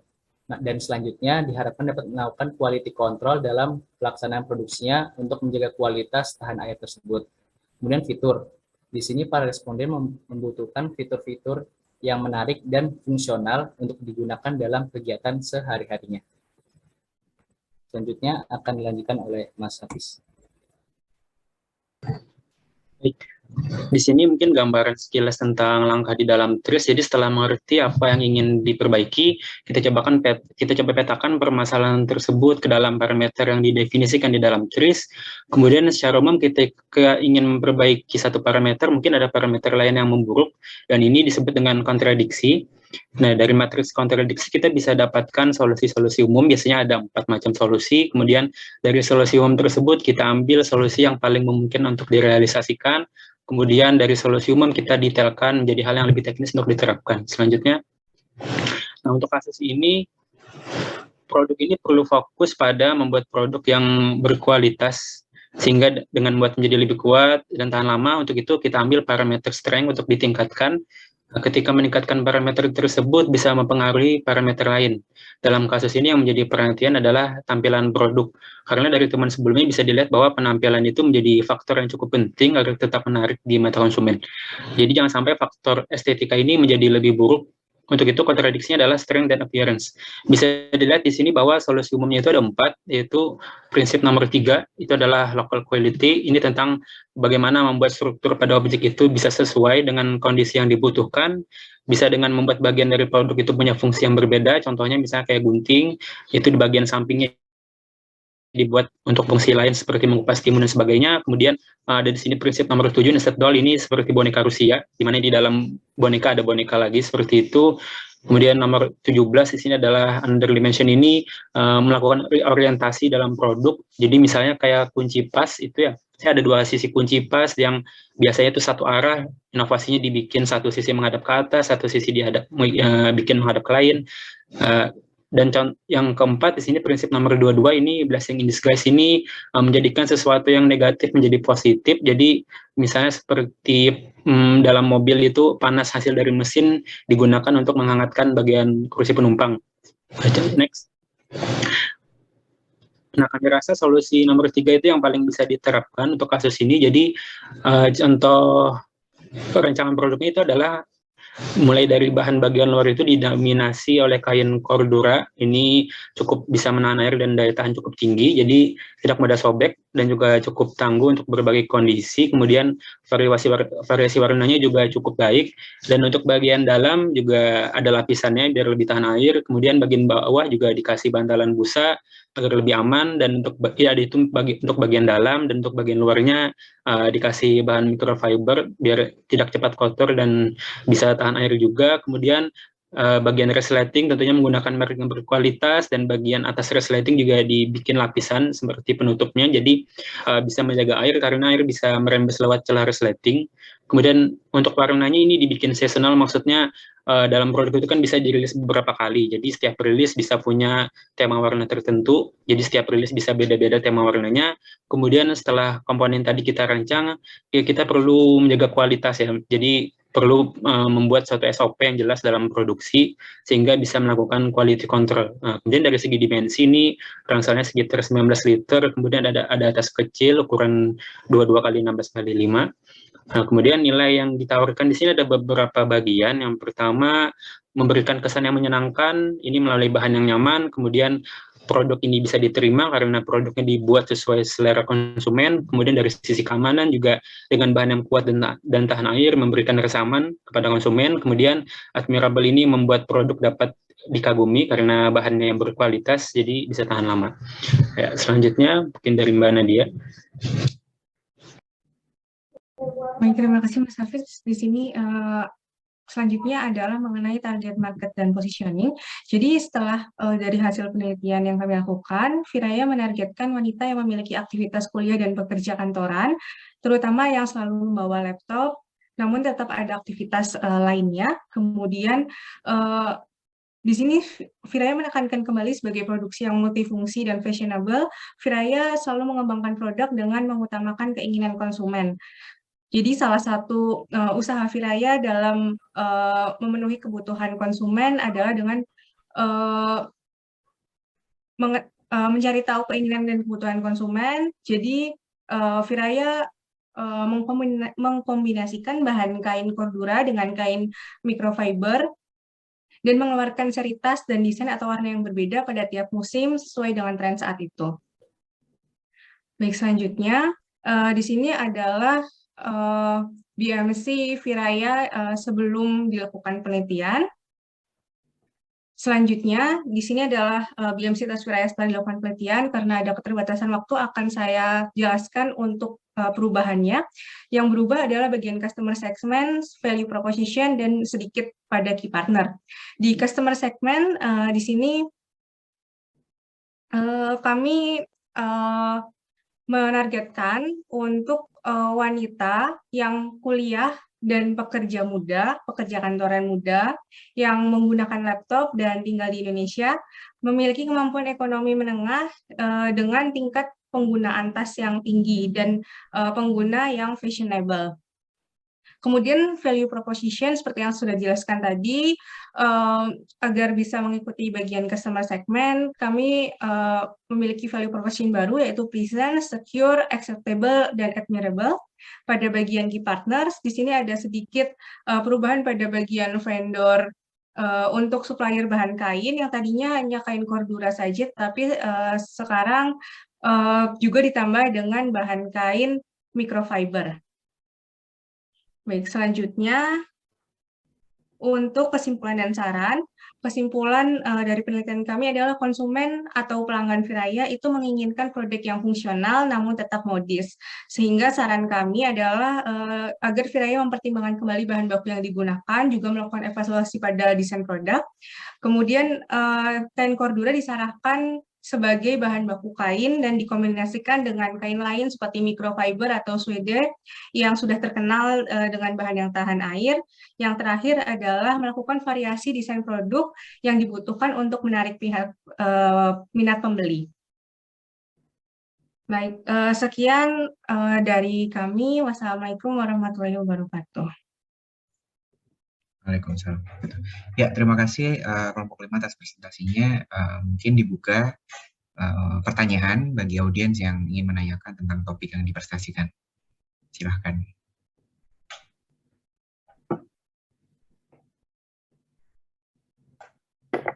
Ya, silakan Mbak Indah. Lalu kedua disusul dengan Mas Krisna ya mungkin. Oke, thank you Mas Dendi. Malam kelompok 5. Saya ingin bertanya terkait pengumpulan data yang dilakukan untuk mengetahui bahwa customer ini tuh menginginkan desain seperti apa. Itu dilakukan secara acak atau mungkin menggunakan kuesioner atau melakukan FGD atau mungkin melakukan misalnya ke kampus atau mungkin di tempat perbelanjaan untuk mengetahui keinginan mereka terhadap suatu tas ini. Terima kasih. Mungkin bisa dijelaskan itu metodenya seperti apa. Thank you. Baik, mungkin mohon izin Bu Nini langsung dijawab atau ditampung terlebih dahulu? Tampung aja 2 ya, cukup ya. Baik, berarti langsung Mas Krisna silakan. Ya, baik. Terima kasih, selamat malam. Ini kan tadi pakai TRIS ya, dan kelompoknya memilih untuk menggunakan prinsip 3, yaitu local quality. Nah, pada prinsip itu ada 3 pilihan, yaitu change object structure, terus match its part, dan satunya lagi itu yang different function. Nah, itu mungkin bisa tolong tunjukkan gimana di pilihan apa sih yang kelompok ini gunakan, yang dipilih, terus di apa sih penerapannya ke yang tadi itu, ke tas yang model baru tadi. Terima kasih. Baik, terima kasih Mas Krisna. Ya, silakan untuk kelompok 5 bisa menjawab pertanyaan dari Mbak Indah atau Mas Krisna terlebih dahulu. Waktu dan tempat dipersilahkan. Baik, mungkin saya mau menjawab yang Mbak Indah, nanti teman-teman juga boleh menambahkan dari kelompok 5. Jadi untuk data dari customer-nya itu Mbak Indah, kami menggunakan teknik deep interview gitu. Nah, sebenarnya kalau di empathic design pada saat mengumpulkan data itu banyak tekniknya. Ada juga bisa dari kuesioner, bisa juga dari customer journey mapping dan sebagainya, tapi kami memilih deep interview karena sasaran kami adalah ada dua key user. Yang pertama adalah yang sudah memakai tas Viraya yang sudah ada begitu ya, yang satunya belum memakai tas. Jadi customer yang belum pernah memakai tas Viraya, mereka mendeskripsikan tas-tas yang mereka punya dan yang mereka harapkan. Sedangkan yang tas yang sudah memiliki Viraya, ada pernyataan dan pertanyaan yang menjurus ke bagaimana pengalaman customer dalam menggunakan tas Viraya. Nah, dari 2 customer ini, kami dalam melakukan deep interview, kami melakukan protokol deep interview seperti menyusun pertanyaan-pertanyaan, lalu mencocokkan dengan value-value yang ingin dan yang akan didapatkan seperti itu. Untuk pertanyaannya ada sekitar 31 pertanyaan dan kami lakukan deep interview-nya intens selama 45 menit sampai 1 jam. Dan kami dalam melakukan deep interview juga di setiap pertanyaan akan kami gali sehingga customer tidak memberikan pertanyaan yang tabu ataupun pertanyaan dangkal sehingga kami dapat mendapatkan data semaksimal mungkin. Mungkin seperti itu Mbak Indah. Mungkin dari teman-teman ada tambahan. Iya Mbak. Izin menambahkan untuk menjawab pertanyaan dari Mbak Indah. Jadi untuk memutuskan responden yang kami pilih untuk pengguna Viraya yang sudah menggunakan Viraya, kami pilih dari data pembelian Viraya seperti itu, dari data customer Viraya. Untuk yang belum pernah menggunakan Viraya, di sini kami memilih mahasiswa seperti itu. Terima kasih. Ya, oke. Nah, kebetulan tadi saya mau nanya juga, dan ini sudah dijawab Mbak Anissa ya, yang terkait sudah memakai tasnya itu berarti kan yang sudah berlangganan atau menjadi customer. Nah, yang belum itu berarti random gitu ya Mbak ya, atau bagaimana? Yang tadi yang terakhir itu mungkin kurang penjelasan dikit aja kayak gitu. Kan datanya kalau yang customer pasti ada nomor handphone, email kayak gitu ya Mbak ya. Biasanya di marketplace ada kayak gitu. Nah, kalau yang belum ini. Untuk yang belum menggunakan Viraya, di sini kami memilih user yang memenuhi kualitas, maksudnya di sini memenuhi syarat sebagai user. Jadi kami memutuskan untuk mahasiswa secara random, tapi tidak random yang tidak random yang tidak ada syaratnya sama sekali. Jadi kami memilih benar-benar mencari yang wanita, kemudian umurnya juga sesuai dan kegiatannya juga banyak seperti itu. Oke Mbak, berarti pengklasifikasiannya juga berdasarkan usianya dari customer yang belum memakai itu juga ya Mbak Anissa ya? Iya. Oke. Oke, terima kasih Mbak Nurul dan Mbak Anissa. Oke Mas Dendi, sudah dari saya. Baik, terima kasih Mbak Indah.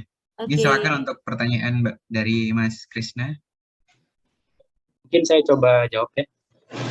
Jadi terkait diambil dari mana subprinsip TRIS yang nomor 3. Jadi itu kan subprinsip local quality itu kan ada 3 ya. Jadi mungkin saya sampaikan dulu bagaimana rancangan produk. Pertama sebetulnya memang tas ini udah 2-in-1 ya, tapi sebetulnya 2-in-1 ini kita tetap gunakan karena memang ini masuk ke dalam subprinsip nomor 1 ya. Seperti membagi struktur objeknya menjadi bagian-bagian lain, di mana di sini membuat tas utama dan juga tas kecil yang bisa dipisah. Tapi itu sebetulnya sudah dilakukan, tetapi tetap kita pertahankan karena masuk prinsip di sini. Kemudian yang kedua, ya mungkin ini minor tapi juga bisa dibilang bermanfaat, yaitu adalah penutup kain resleting. Jadi seperti yang tadi dibilang, air itu bisa masuk melalui celah resleting, jadi dibikin penutupnya, dan ini membuat fungsi bagian itu menjadi sesuai terhadap kondisi ya. Itu masuk subprinsip nomor 2. Kemudian yang ketiga ini adalah penggunaan microfiber pada bagian alas ya, di mana microfiber ini bisa lebih baik dalam terhadap kotoran dan juga air itu bisa lebih baik, dan ini masuk subprinsip nomor 3, membuat bagian objek itu memenuhi fungsi yang lain yang berguna. Mungkin itu dari saya. Oke, berarti hampir rata ya untuk setiap subprinsip hampir digunakan semuanya ya. Oke. Iya. Part 2 dan 3. Oke, saya rasa sudah paham. Oke. Baik, terima kasih Mas Krisna dan Mbak Indah atas pertanyaannya. Mungkin saya kembalikan ke Bu Nini. Ya, terima kasih. Tadi ada koreksi ya, yang kelompok 1 belum ada judulnya. Ya, kelompok 1 tadi belum ada judulnya. Saya minta diberi judul ya. Ini untuk kelompok Untuk kelompok 5 ya ini ya. Saya minta sama ya dengan kelompok 1 tadi ya, self evaluation-nya, ya, evaluasi diri sendiri dengan seperti apa yang saya sampaikan. Kemudian konsistensi antara latar belakang, tujuan, kemudian metodologi yang digunakan untuk mencapai tujuan, gitu ya. Dan itu hasil dan pembahasan. Ini pertanyaan dari Mbak Indah tadi, mungkin saya lihat jawabannya itu saya lihat kok tidak ada di tulisan ini ya tadi ya, terkait dengan metodologi, metode pengumpulan data ya. Mungkin perlu didetailkan, jadi apa yang dilakukan itu juga ditulis di sini. Coba di metode pengumpulan data di dokumennya nggak ada itu. Ya, misalnya di interviewnya seperti apa, kemudian itu kan ada beberapa pertanyaan kuesioner ya. Itu seharusnya ditaruh di lampiran ya, sama dengan kelompok 1 tadi juga nggak ada. Ya. Ada pertanyaan ada di Google Form gitu. Ya. Tapi saya lihat di dokumen itu nggak ada. Ini sama juga dengan kelompok 5 ya. Oh, ini ada protokol wawancara, ini ada di metodologi ya. Ya ini ada berapa? Iya, Bu. Ada di metodologi, saya kira di lampiran ya. Tapi hasilnya yang di lampiran ya sebenarnya ya. Ya seperti itu. Jadi metodenya boleh, kebetulan ini pakai deep interview, taruh di situ nggak apa-apa lah di metodologi. Tapi hasilnya seharusnya ada di lampiran ya. Kemudian saya mau tanya terkait dengan ada 40 apa tadi? 40 40 solusi. Ya, di metode TRIS itu. Iya. Iya, Bu. Ya, itu 40 nggak ditulis semua ya? Atau memang diloncat-loncat gitu nomornya? Dipilih gitu maksud saya. Iya, berdasarkan ada tabelnya, Bu. Ya, ini. Ini ada panduannya. Jadi matriksnya kalau kita ambil strength dan appearance, yang ditandai kuning ini yang prinsip yang dipakai. 3, 7, 17 sama 22. Nggak, urutan dari 1 sampai 40 itu apa nggak urut gitu ya? Itu yang saya kurang paham, Tris itu. Jadi ada solusinya itu ada listnya sendiri gitu ya, Bu. Jadi kalau misalnya parameter 1 dan 1 mungkin akan memakai prinsip nomor 1, 5. Jadi memang loncat-loncat gitu, Bu, sesuai pemetaan oleh yang buat metodenya, Bu.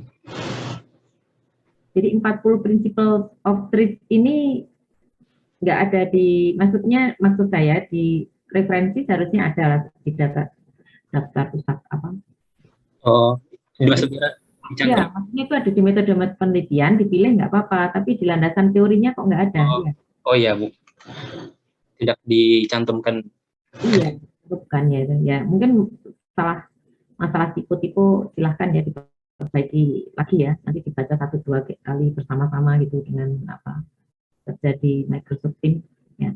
Kemudian kan ada beberapa contoh model-model tas. Ini apakah tas yang dari apa Viraya? Saya tadi googling kok nggak ketemu modelnya ransel yang spesifik gitu loh. Itu kan ada backpack, kemudian itu kan jenisnya ya. Ya. Sementara ini kan dibatasi hanya untuk ransel kan? Bukan model-model Iya, tas Bu. kan ini ya. Ya, sebaiknya di Viraya juga apa disebutkan ini.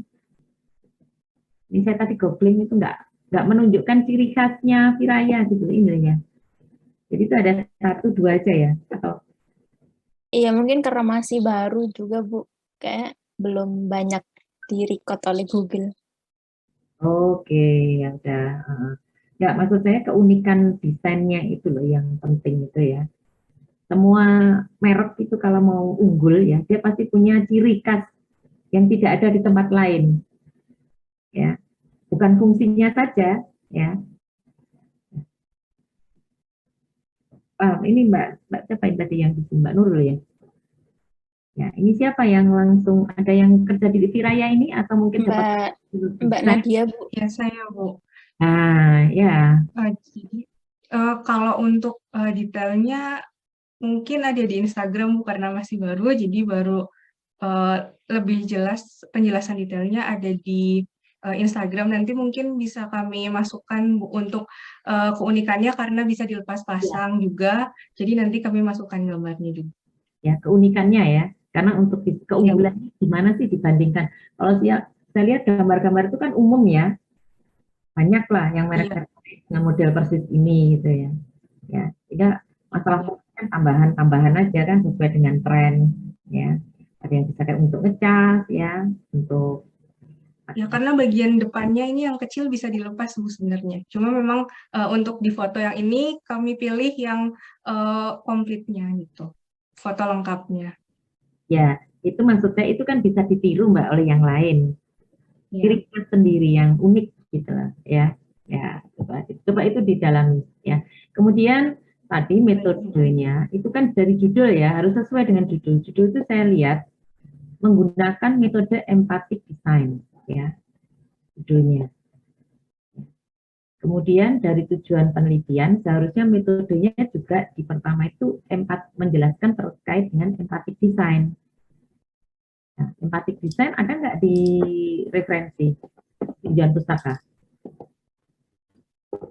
Ada, Bu, tapi masalahnya kemarin yang bagian empathic design itu saya kan pakai Teams, Microsoft Teams itu, Bu, tapi ada sedikit error, jadi saya tidak bisa memasukkan ke referensi seperti teman-teman. Jadi yang saya cuma ngopi linknya, Bu. Nggak konsisten dengan judulnya, Iya. ya.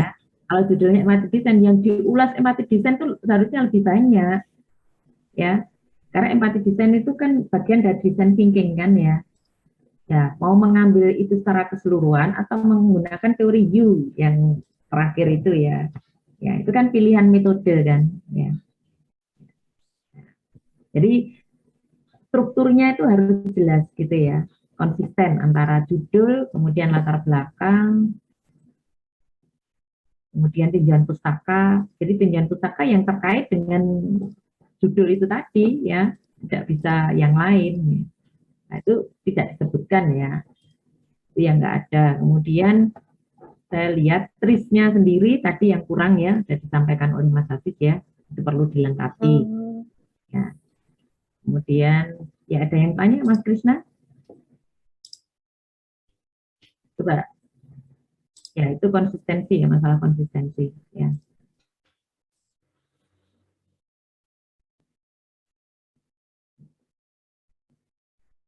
Kalau dari samplingnya ini sudah cukup lah ya.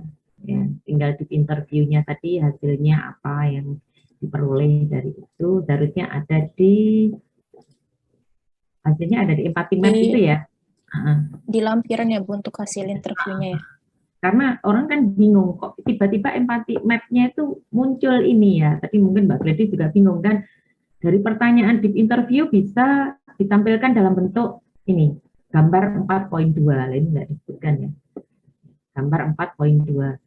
Ya. Gambar 4.2 dengan 4.3. Nah, itu kan untuk yang responden 1 dengan responden 2. Nah, ini ada persamaan nggak? Ada persamaan ya berarti jadikan satu aja map-nya. Ya, yang menunjukkan keunikan. Ini yang menarik lagi. Lebih apa ya? Kalau kita memilih metode kan ada metode TRIS, ada satu lagi metode apa yang kemarin yang sempat kita House of Quality itu Mbak. Ya, rancangan produk baru ya. Itu ada apa dijajarkan ya dengan pesaingnya. Keunggulan pesaing itu ada. Kalau ini kan nggak ada. Ya, jadi itu tugas untuk grup ini ya. 20%. Ya, nanti tugas-tugas itu sesuaikan dengan itu. Coba bandingkan kalau kita menggunakan pengembangan produk baru menggunakan House of Quality ya. Itu kan mudah sekali, nggak usah pakai questionnaire, dicoba aja ya dari empathy design ini ya. Hasilnya dibandingkan dengan produk yang serupa ya. Yang merek yang lain itu kan punya keunikan Mbak. Ya, dicobalah, tidak syukur kalau bisa 2 produk yang sebagai pesaingnya ya. Keunggulannya ada di mana pesaing itu. Sementara ini kan harus punya keunggulan yang berbeda dengan pesaing-pesaingnya. Ya, Mbak Nurul sama Mbak Nurul, Mbak Anissa sama Mas siapa tadi? Mas Hafiz? Mas Billy. Mas Billy ya. Ya, itu saya kira. Ya. Jadi ini cukup 2 aja ya. Nanti diperbaiki. Saya kira besok itu waktu libur bisa dipakai untuk merevisi baik itu dokumennya ya, logical flow-nya ya. Kalau misalnya sulit menyusun kalimatnya, dibuat poin-poinnya aja dulu, pokok-pokok pikirannya. Yang penting konsistensi ya antara judul yang diangkat dengan isinya. Ya. Oke, saya kira saya cukupkan sekian dulu. Saya minta linknya khusus untuk yang presentasi aja ya. Nah, kalau yang ingin presentasi membuat linknya silahkan, jadi supaya menghemat waktu ya, karena ini aja 2, berarti kita masih punya berapa? 5. Jadi saya minta membuat rekaman ya. Rekaman, kemudian di-share linknya. Ya, kemudian siapa yang bertanya, itu langsung ditulis bisa di grup lah. Disiapkan pertanyaannya, sehingga jawabannya tidak usah spontan, tapi perlu pemikiran ya, bisa dipikir ya, lebih lanjut. Sehingga pertemuan berikutnya itu kita tinggal self-evaluation. Evaluasi apa? Sendiri gitu. Ya. Nah, kira-kira semuanya bisa merecord sampai kapan? Targetnya besok atau lusa, Kamis atau sampai Sabtu? Tapi kalau bisa minggu kita beri waktu ya untuk apa? Untuk membahas ini ya masing-masingnya. Sehingga pertemuan Selasa itu kita sudah tinggal cepat sekali, nggak perlu saya komentari lagi. Mas, kira-kira deadline-nya. Jadi 1 membuat presentasi ya, linknya, membuat presentasi lagi. Kalau yang ini 2 tetap di-share ya linknya ya. Di grup aja nggak apa-apa lah. ya, tangkap latihan. Terus kemudian membuat lagi ya, nanti saya berikan akses untuk ngirim linknya saja ya. Tapi targetnya Sabtu sore ya, sehingga kita Sabtu malam dan Minggu bisa ngerjakan, revisi dokumen dan presentasi. Ya. Oke, setuju?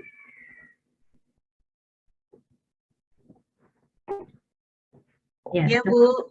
Jadi saya tulis ya, revisi dokumen dan link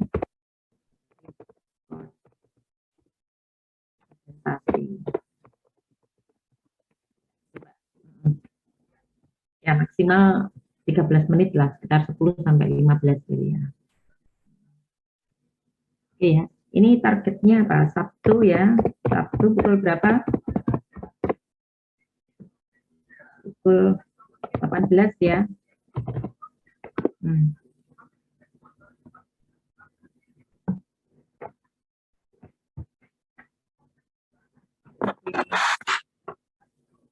Ada pertanyaan?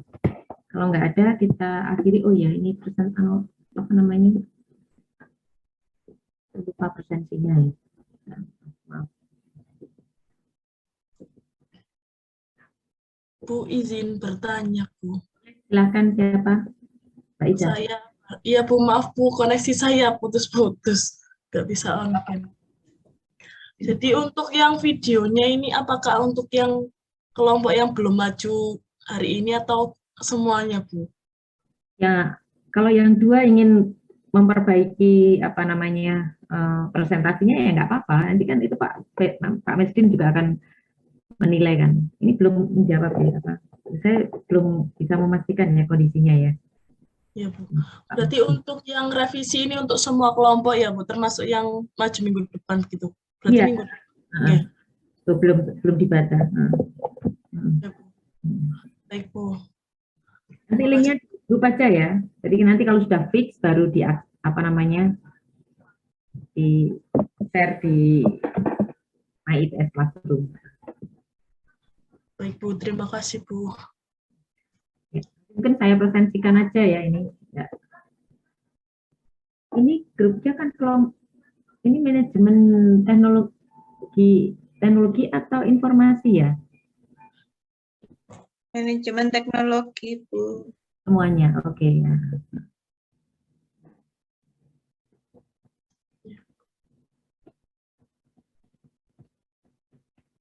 Bentar, kalau mau menunggu ini silahkan. Bentar, ini saya beri akses sampai pukul 10.30 ya.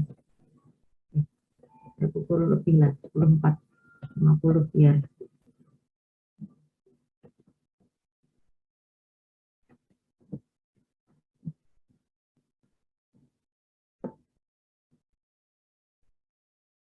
Oh, yang kemarin tuh sampai belum sempat saya presentasikan ya.